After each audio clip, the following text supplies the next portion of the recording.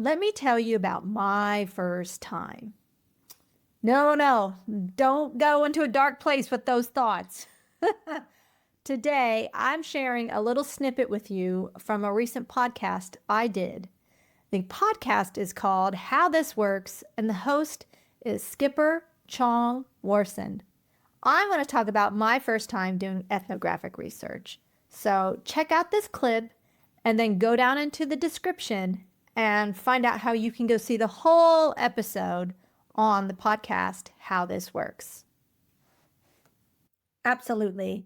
So my first, yes, I would say my first UX job was for a company called VCA, and they own a bunch of animal hospitals across the United States and Canada. And there was a UI designer, but I was pretty much the lone UX person. And I was hired as a UX designer. That's what I was back then.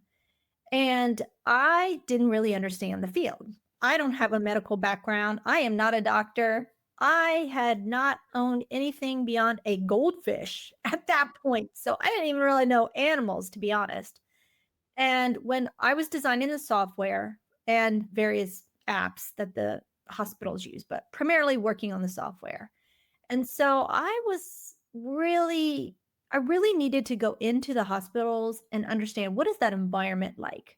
So I can recall the first time I ever did some ethnographic observation in an animal hospital. I go to the back, and it was shocking to me. I go in the back, and there is this dog laying there on a table, just an open table. He's got tubes hanging out of his mouth. His eyes are open, and he looks dead. And I'm like, whoa, what is going on here? And they're like, what? He's under anesthesia. And I'm like, what? They said he's gotten a dental. And I'm like, what's that? They're like, his teeth cleaned. And I'm like, what?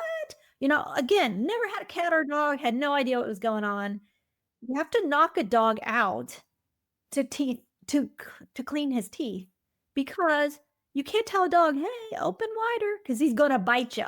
So I was really freaked out. Like, should I have scrubs on? Should I have a mask on? Thinking about human health, right? They're like, nah, as long as you don't touch them, you're fine.